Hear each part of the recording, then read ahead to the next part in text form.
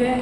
और क्या सूत्र, इसे कहते हैं सूत्र का लक्षण क्या है, सूत्र के प्रकार क्या कितने हैं और उनकी परिभाषा इत्यादि। इतना ही ना। अब देखिए, अब हम लोग इसमें जो पढ़ाई शुरू करेंगे। देखिए ध्यान दीजिए, तो कल मैं बताया था कि 14 सूत्र जो हैं माहेश्वर सूत्र।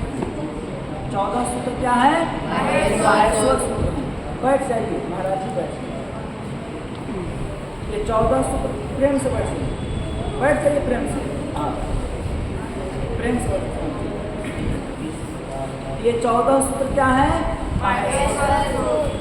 तो अब इसके आगे बता रहे हैं, अब इसके आगे हम लोग पढ़ेंगे। पुस्तक निकालिए, देखिए कह रहे हैं और आप पे शांति बनाइए।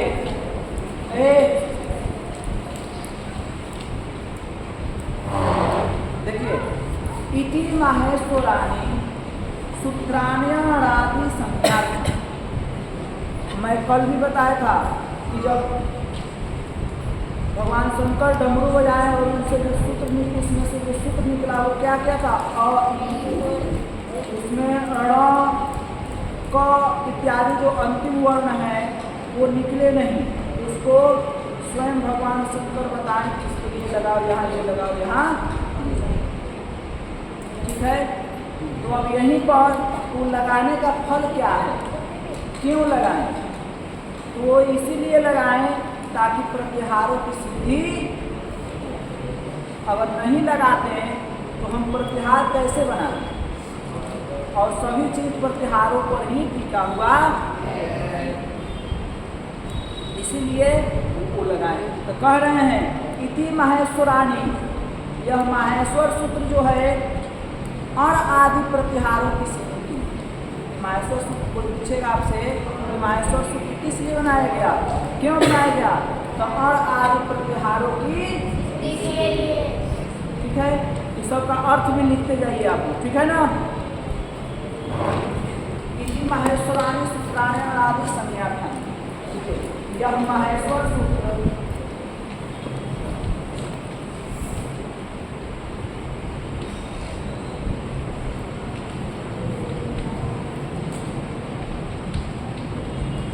और आदि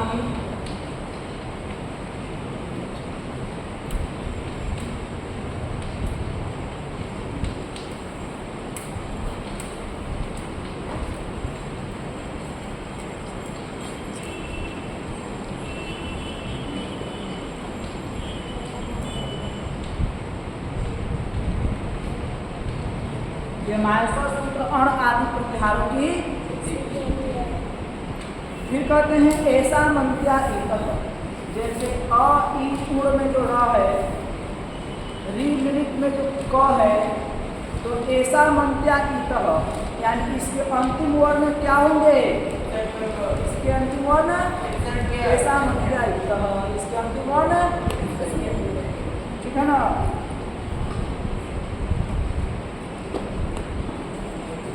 ऐसा ऐसा मध्य, ऐसा अंत्य, इसके अंतिम वर्ण इतः यानी संज्ञक, इसके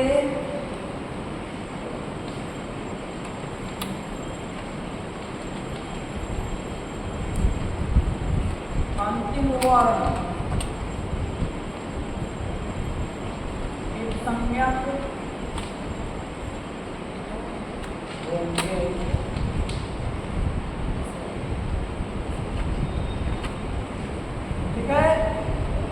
फिर आया हकारादि स्वकार उच्चारणार्थ। जो अब 14 सूत्र है ना, या वरण, तो वहाँ जो करें कि हकारादि स्वकार उच्चारणार्थ। हकारादियों में जो अकार, जैसे हम बोलते ना य व र ल बोलते हैं, तो इनमें जो अ का उच्चारण जो हो रहा है ये केवल उच्चारण मात्र के लिए। लिखेंगे तो पूरा ह नहीं लिखेंगे, ह आधा लिखेंगे, हलंत हल। ठीक है, जैसे ह बना है तो ह कैसे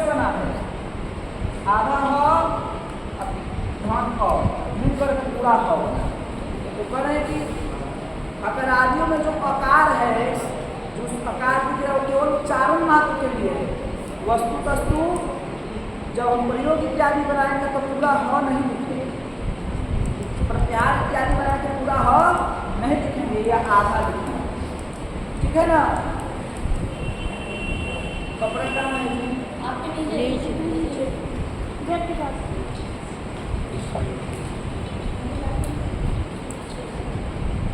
देखिए, तो हकारादि स्वकारक उच्चारणार्थ लिखिए।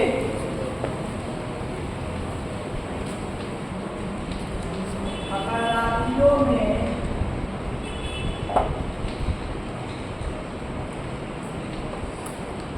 जो आकार है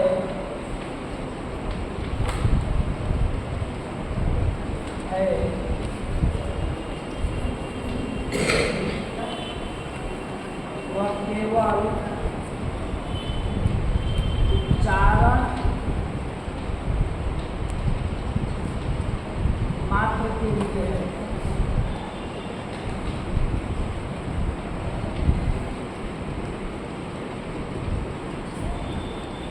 वह केवल उच्चारण मात्र के लिए है।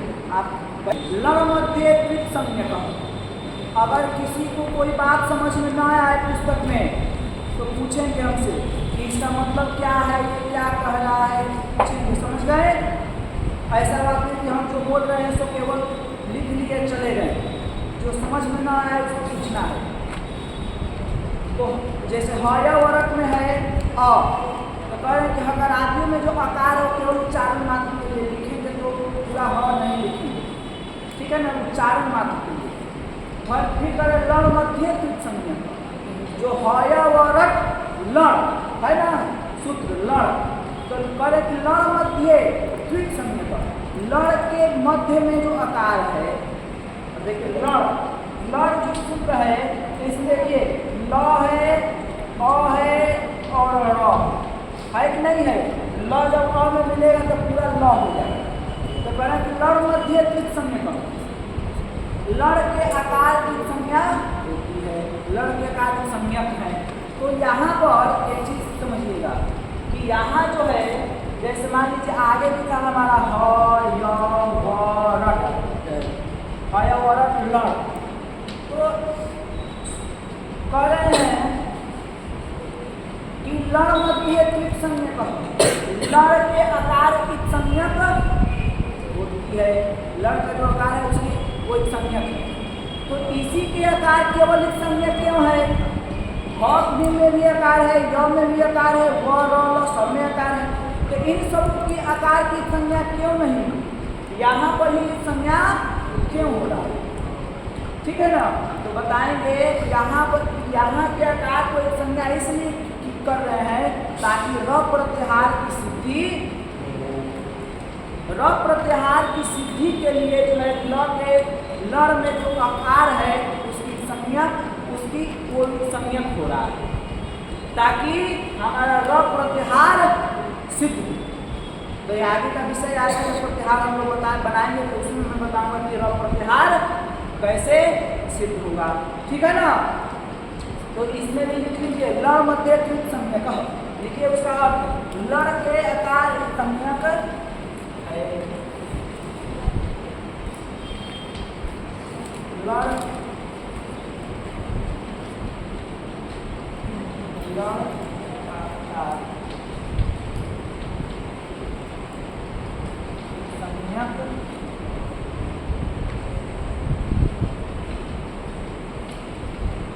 और किसी को यदि कोई चीज समझ में ना आए तो पूछना है प्रेम से, ठीक है, हो गया। इतना तारीफ कर दी, ये हो गया। अब हमारा पहला सूत्र हम लोग लघु सिद्धांत के अंतर्गत प्रथम सूत्र को पढ़ रहे हैं, कौन, अलंत्यम। सूत्र कौन है, अलंत्यम, समझिए अलंत्यम, इसका बता रहे हैं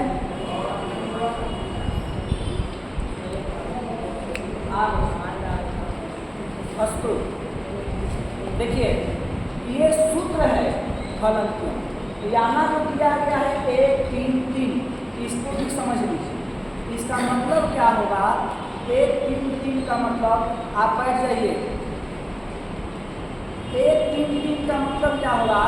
ये एक है ना, इस एक का मतलब है अध्याय। क्या है? अध्याय। अध्याय। और ये जो 3 है यहाँ पर, इसका मतलब है पाद। क्या है? पाद। और ये जो है इसका मतलब है संख्या, सूत्र संख्या। कहने का तात्पर्य है कि अब ये क्या हो गया? पहला अध्याय के तीसरे पाद का तीसरा सूत्र। पाणिनि जी 8 अध्याय, जिसको हम अष्टाध्यायी, जिसमें 4000 सूत्र, जिसमें 4000, तो उन 4000 सूत्रों को 8 अध्यायों में विभाजित किया है और प्रत्येक अध्याय में 4-4 पाद हैं। प्रत्येक अध्याय में कितने पाद हैं? 4 पाद। तो जो प्रत्येक अध्याय में 4 पाद हैं और प्रत्येक पाद में बहुत सारे सूत्र, समझ गए? तो उसको हम कैसे पहचानेंगे कि कहाँ कहाँ का है? इसी से पहचानेंगे।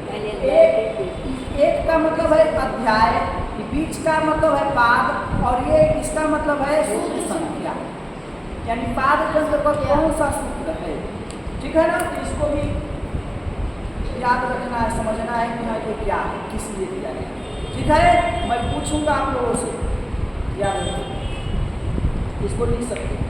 अब यहाँ पर समझिए हलन्त्यम, इसको पहले हम लोग ध्यान दो, विच्छेद करें। हलन्त्यम में कितने शब्द हैं? देखिए, हल अंत्यम, हलन्त्यम, हल है और क्या है? अंत्यम, अंत्यम। हल जो है ये प्रथमांत है। क्या है? प्रथमांत। एक एक एक एक का मतलब समझिएगा यहाँ पर थोड़ा अच्छा से। अभी ये तो प्रकरण आगे का विषय है, सुवर्ण प्रकरण में अजंत में सब समझने को आया, लेकिन अभी भी इसको थोड़ा जानकारी चाहिए। इसकी जानकारी अभी भी थोड़ी चाहिए आप लोग, समझिए। इसका मतलब है विभक्ति और ये है वचन, यानी प्रथमा विभक्ति का एक वचन, प्रथमा विभक्ति का एक वचन। ये वाला नहीं, ये तो अष्टाध्याय की अध्याय, पाद और सूत्र संख्या है। और यहाँ जो हम लिखे ये जो है आपका सुबंत का है, यानी विभक्ति है और वचन है। फल जो है ये प्रथमा विभक्ति का एक वचन, ठीक है ना। अंत्यम भी जो है प्रथमा विभक्ति का, ये इसलिए बता रहे हैं कि इसको जानने से इसका अर्थ करने में हमें ज़्यादा दिक्कत, समझ गए ना, इसीलिए इसको हम समझा रहे हैं। और एक ध्यान दीजिए, उस विभक्ति के चिन्ह लिख लीजिए जिनसे कि आप लोगों को सूत्र का जो अर्थ है उस अर्थ को करने में ज़्यादा कठिनाई ना हो, ठीक है ना। लिख ली, कुछ लिख, इसको पहले लिख लिए हैं, उसके बाद अलग में कुछ लिख लीजिएगा। 7 विभक्तियाँ हैं, मूलतः तो 6 विभक्ति है। जब कारक प्रकरण पढ़ेंगे उसमें 6 विभक्ति है, ठीक है ना। तो उसमें जो संबंध कारक है उसको नहीं गिना गया, लेकिन ऐसे हम लोग अपने भाषा में 7 विभक्ति को पढ़ते हैं, ठीक है ना। बोलिए, जोर से बोलिए। एक एक यानी प्रथमा विभक्ति का एक वचन, फल का भी मतलब प्रथमा विभक्ति का एक वचन, समझ गए। यहाँ पर लिख लीजिए, कर्ता में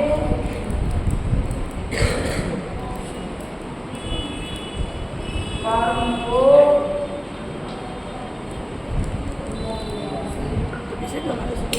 करण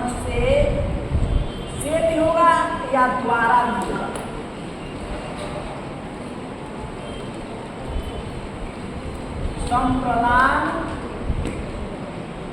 को के लिए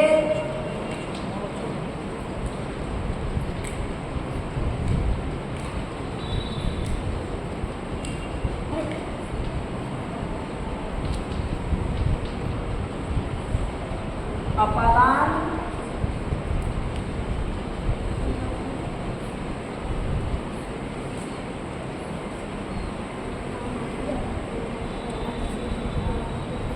अपादान से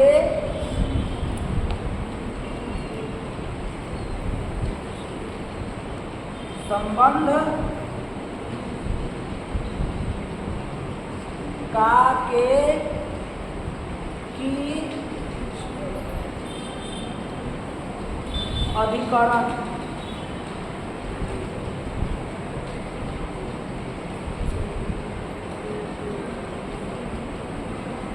में पद,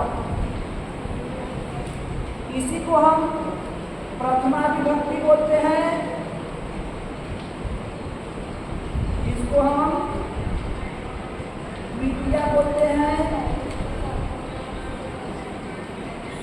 इसको तृतीया विभक्ति, इसको चतुर्थी विभक्ति, इसको पंचमी विभक्ति,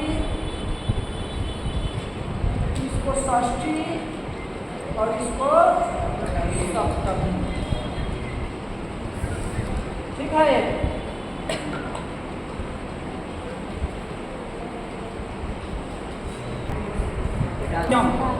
देखिए फल, तो इसका अर्थ वृत्ति में देखिए फलंतम सूत्र में उपदेशंत्यम उपदेशंत्यम उपदेश उपदेशंत्यम उपदेशंत्यम उपदेश अंत्य अंत्यम इत, माने उपदेश अवस्था में अंतिम हर की संज्ञा होती है। अर्थ लिख लीजिए इस सूत्र का अवस्था में अंतिम हर की संज्ञा होती है। अब फिर करें उपदेश आद्योच्चारणम, क्या कह रहे हैं? उपदेश आद्योच्चारणम। उपदेश क्या है?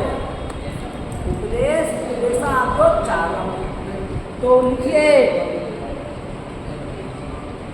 आप लोग जब इसका लिखेंगे ना तो पूर्ण विराम देकर तो फिर नीचे लिखेंगे उपदेश आद्योच्चारण का। ये किस उसका है सूत्र का? फलांतर सूत्र पढ़े हैं, उसी का अर्थ है नीचे दिया है उपदेशंत्यम अद्योच्चारण। अब उसी में आगे है फिर उपदेश आद्योच्चारण। उपदेश आद्योच्चारण इसका देखिए पाणिनि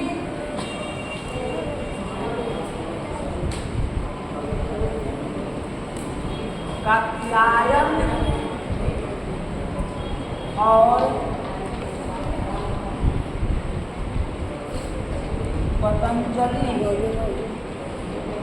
पतंजलि के द्वारा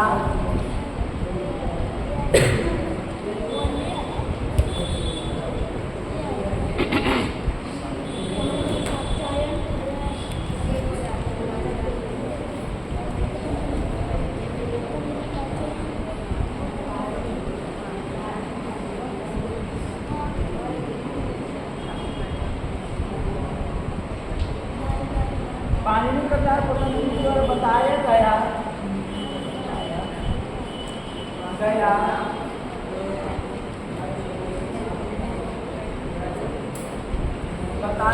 प्रथम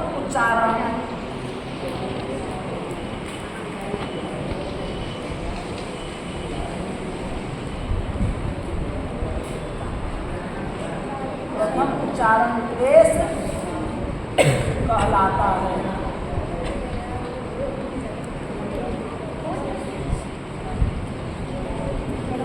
पाणिनि कात्यायन और पतंजलि के द्वारा बताया गया प्रथम उच्चारण ही क्या कहलाता है? उपदेश। तो वो प्रथम उच्चारण क्या है? तो देखिए पुस्तक में आप लोग दिया है धातु सूत्र गणोरादि वाच्य लिंगानुशासनम आगमन प्रत्ययादेशा इसको भी लिख लीजिए, देश कहलाता है। और वो देश क्या है? और वो उपदेश क्या है? तो बता रहे हैं धातु। चलिए इसको ऊपर लिख दे रहे हैं, ठीक है? श्लोक को ऊपर लिख दे रहे हैं, इतना आप लिख लीजिए।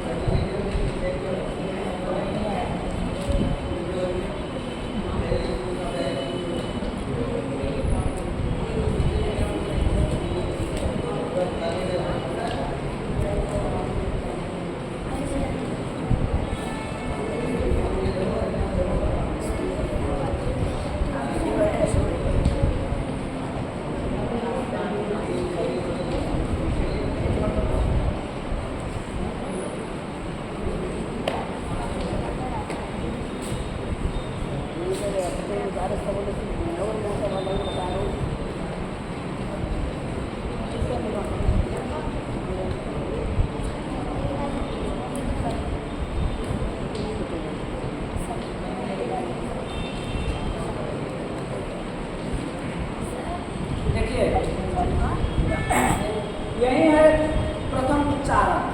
और उद्देश्य क्या है? यही है धातु सूत्र गणोरादि वाच्य लिंगानुशासनम आगमनम प्रत्ययादेशा उपदेशा। धातु है, सूत्र है, गण है, गण आदि भी है, उसके बाद वाच्य है, लिंग है, अनुशासन है, आगम है, प्रत्यय है, आदेश है। यही सब क्या है? यही सब क्या है? तो उपदेश अवस्था में यानी इन सबों में धातु हो, सूत्र हो, गण इत्यादि में जो उपदेश अवस्था में जो अंतिम हल होगा उसकी संज्ञा ठीक है।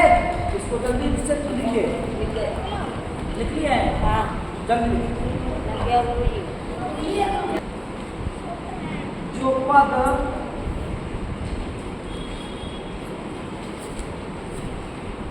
दिखाई न दे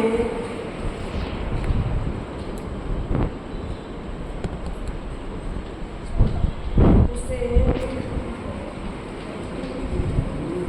दूसरे सूत्रों के साथ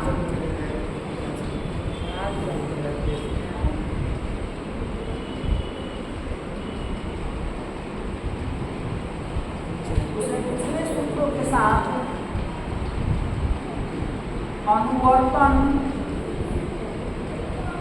कर लेना चाहिए।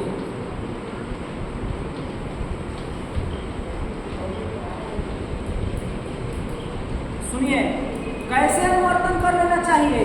ध्यान दीजिएगा, समझिएगा।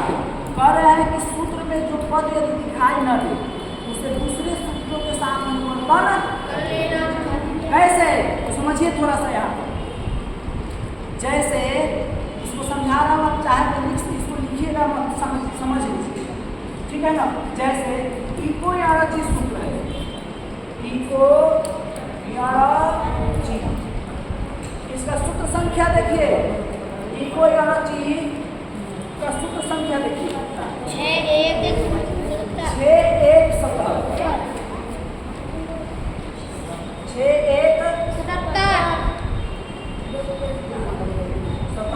इतना ही है लेकिन 6 1 77। अब समझिए, तो इसका 6 1 77 है। और एचो यावह का देखिए,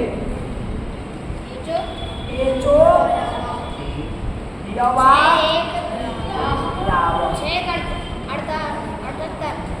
6 1 78 इतना है ना। अब ध्यान दीजिएगा,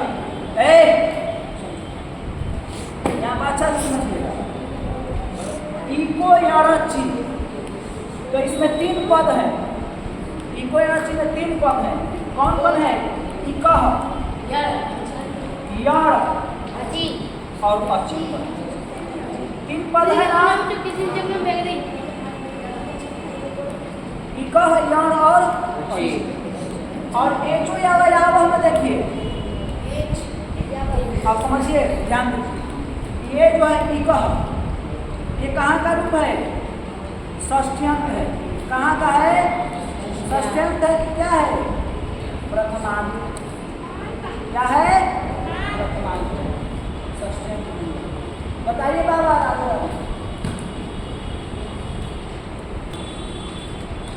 इसको यण होता है अच पर। अब यहाँ पर ध्यान देने वाली बात यह है, और इसमें एचो में एचह,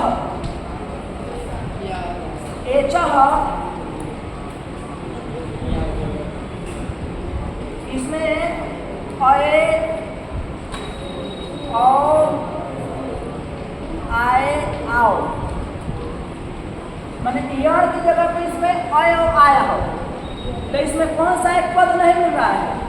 अची पद इसमें नहीं मिल रहा है। मिल रहा है तो अची पद को इसी से इसमें ले लिया गया है। तो जैसे इसका अर्थ हम लोग लगाते हैं, इक के स्थान पर यण होता है अच पर। तो उसी प्रकार इसमें भी होगा। एच को क्रमशः अय और आय आवादेश होगा अच। तो अच तो इसमें नहीं है, इसमें तो अच नहीं है।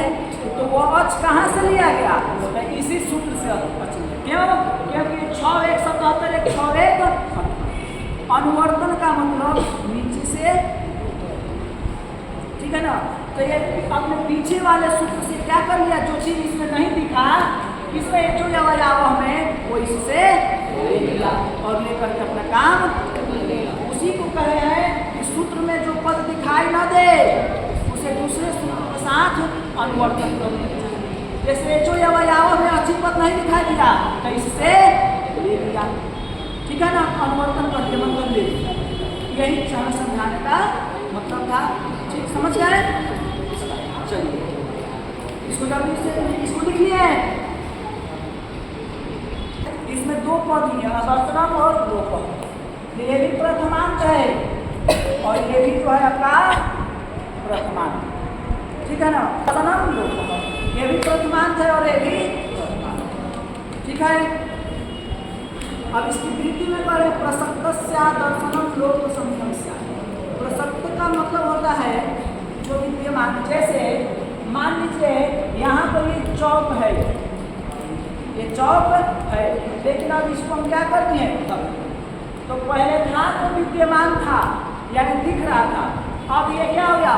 अविद्यमान, यानी अब दिख नहीं। तो विद्यमान था, अब उसकी क्या हुई? अदर्शन हुई।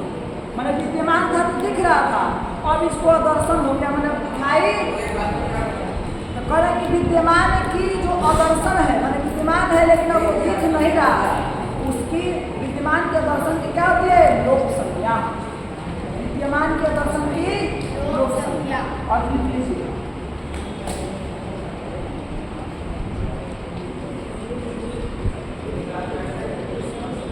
विद्यमान के अदर्शन की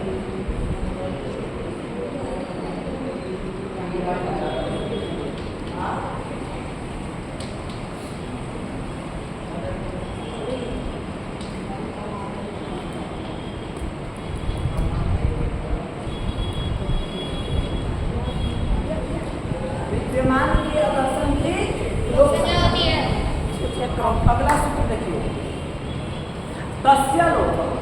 कौन है? तस्य लोक। इसमें देखिए ये षष्ठ्यंत है, ये आपका ये 6 और ये जो है प्रथमांत। एक चीज जानिएगा, ये जो भाषा है इसमें से किसको नहीं आ रही है? हिंदी भाषा। हाँ, और ऐसे हिंदी बोलते हैं, लेकिन इसको अपने हमारी प्राचीन पद्धति है लिखने की 1 2 ऐसे 1 2 3 4 5 6 7 8 9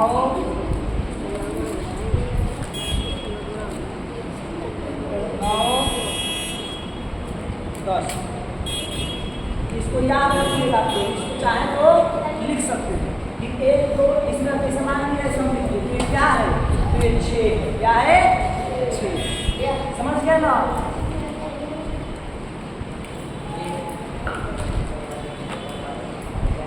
और हिंदी ऐसे भी हम लोग जैसे पढ़े हैं वैसे भी लिखिएगा, ताकि आप लोग समझ जाए।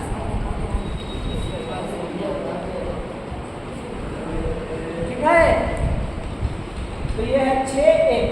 इसके षष्ठ्यंत, तो हम लोग षष्ठी विभक्ति में पढ़े थे संबंध का आके, यानी तस्य लोपः। तस्येतो लोपः स्यात्।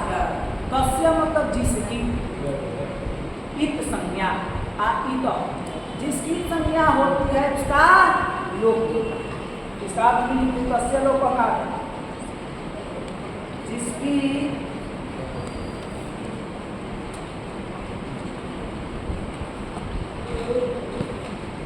संज्ञा होती है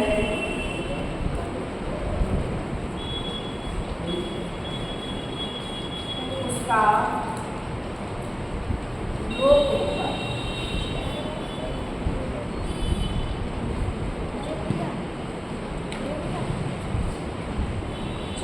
इतना ही आज की पढ़िए।